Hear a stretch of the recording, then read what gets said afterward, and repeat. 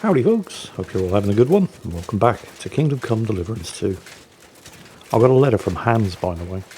He said in response to everybody who was concerned about his safety, not to worry, he's having a lovely time at Castle Malenshov, and he's in no rush to be rescued.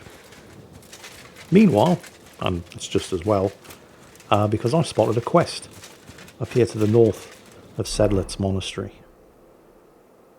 See on the map right there where I am. So this new quest marker popped up on the map, and I thought, oh well, since Hans is in no rush for anybody to come and save him, and he's enjoying his all expenses paid 5-star holiday in Castle Malenshov, I'll go and see what's going on up here. I see some kind of camp right on the edge of the forest. What's going on here then? Rattling around in this armour, making enough noise to wake the dead, but not apparently that guy. This is a very respectable camp. Let's not go robbing him until we know who he is. Humble knight, I would have words with thee. Oh, it's late. What do you want from me? Greetings, knight. What brings you here? I'm mourning. Can't you see? Did someone die? My hope. Not far from here, in Sedlet's, is buried Sir Valentine. Have you heard of him? Rings a bell. Isn't he the one who brought holy soil from Jerusalem to Sedlet's? Precisely. Almost 200 years ago, Valentine accompanied the abbot of Sedlet's on a pilgrimage to the Holy Land. There, in the field of Akeldama, he took his sword and dug up a handful of dirt, which he brought here and scattered over the graveyard. Yes. And that's why you're mourning? My entire life, I've wanted to visit Valentine's grave and see his famous sword. But now that I am here, I'm unable to go inside. I felt so humbled. There's no physical reason why you can't go in. I'm truly sorry to hear that. Can I help you in some way? I don't know, friend. Unless, what if you went to the graveyard instead of me? You could find Valentine's grave and bring the sword here. What? Just so I could look at it. Then you would put it back. I'd pay you well for it. I'm detecting the distinct aroma of bullshit here.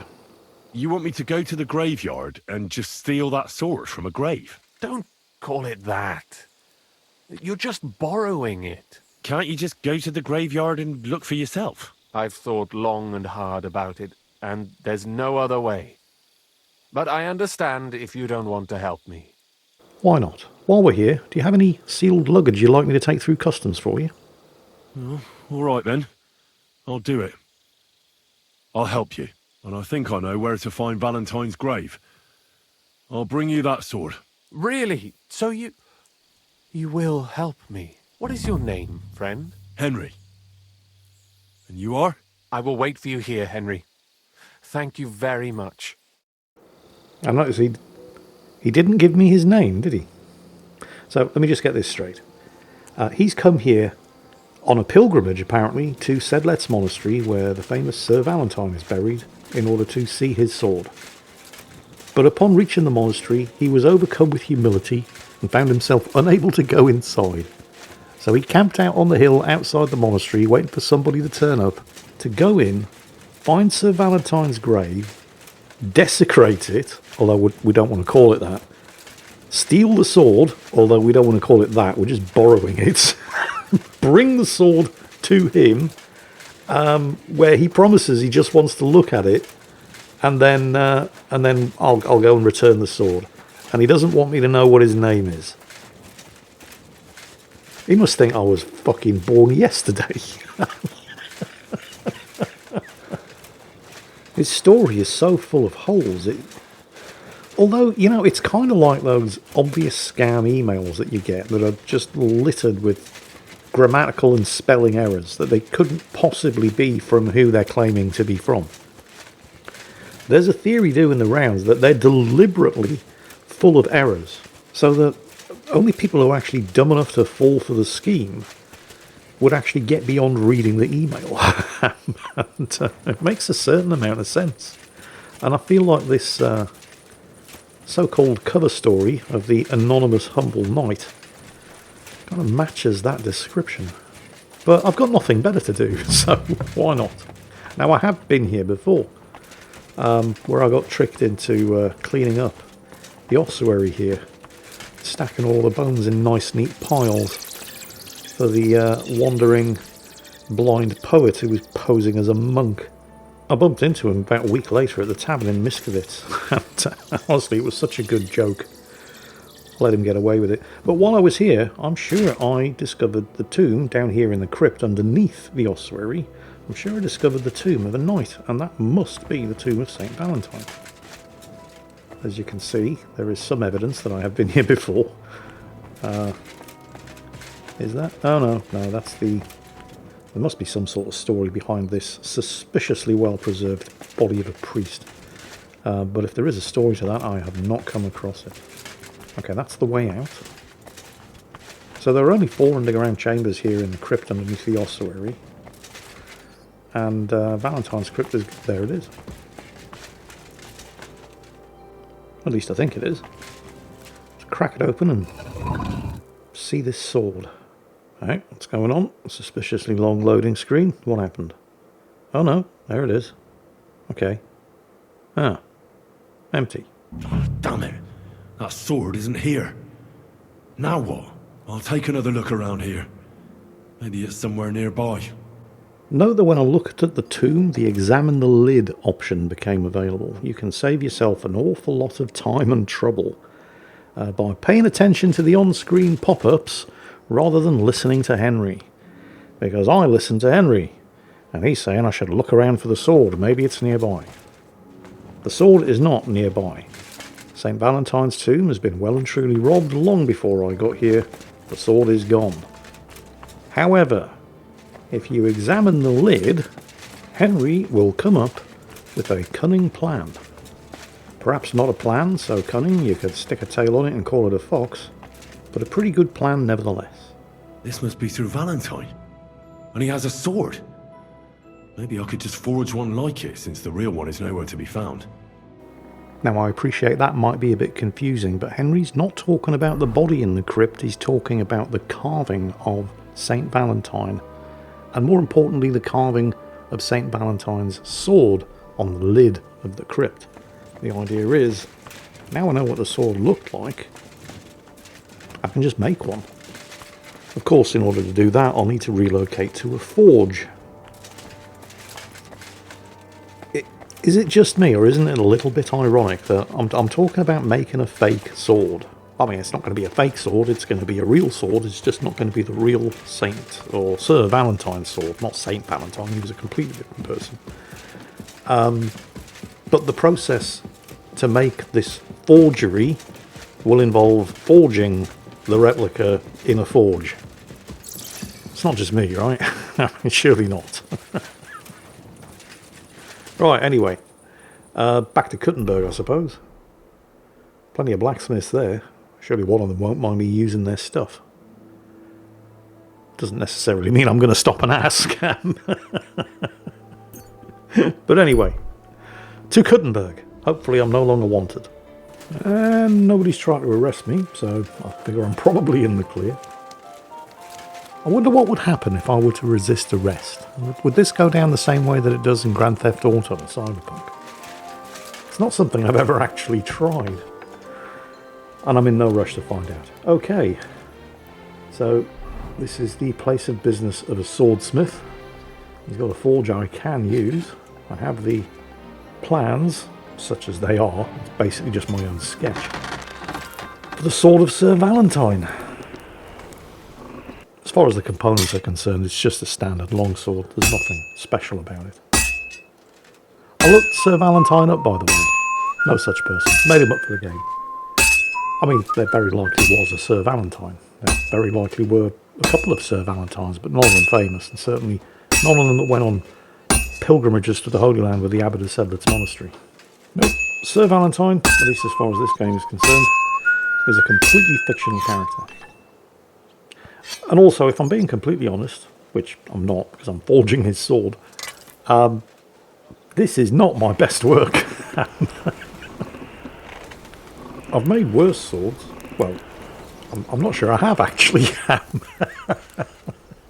There are 4 different grades of quality that can result in forging a weapon. Copper, silver, gold, and then Henry Standard.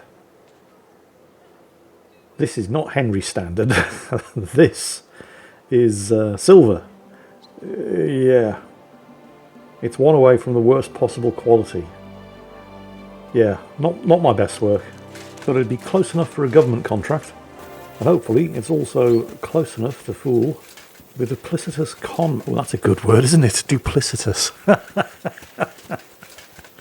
I must try to remember to use that more in casual conversation. Yeah, hopefully good enough to deceive the duplicitous arsehole camped on the hill outside the monastery who thought he was taking advantage of my stupidity by getting me to go into the monastery as his patsy and steal the sword for him. Little did he know, I realised that this is the medieval equivalent of will you just take this suitcase through customs for me? I'm not the idiot he thinks I am. I just don't give a fuck. And I want to see what's going to happen. So, hopefully he's actually awake this time. This is a remarkably pretty game, isn't it? And it doesn't use ray tracing at all. It's actually running on the Cry engine rather than Unreal, which explains the amazing performance. The complete and total lack of stutters.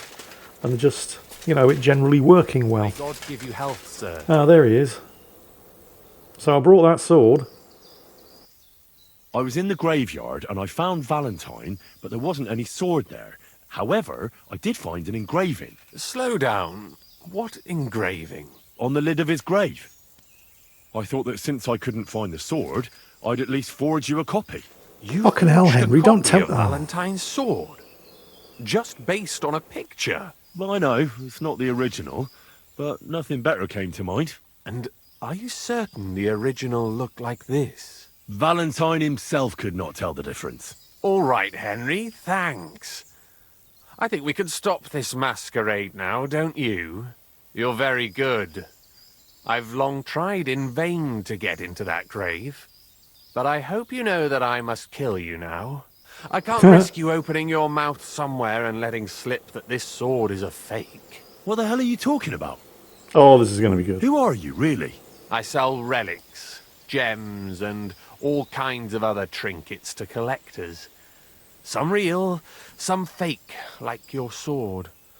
But almost all stolen. I knew there was something odd about all this. Of course you knew. So, what's it going to be? Will you die nice and quietly, or put up a fuss? I think I'd quite like to put up a fuss, actually, if it's all the same to you. Are you serious? Yes, and so what? Stop fucking laughing. Take a good look at me. Let me tell you, friend, you're not the brightest in choosing your victims. Hey, fellow, calm down. We can come to some agreement, right? I'll take the sword, pay you for the work, and we'll each go our own way. Here, take this. A relic of Saint Apollonia. The genuine artifact, trust me. Do you know how much you can get for it? Fine then. Keep the sword and go. You see, Henry, I knew right away you were a reasonable fellow.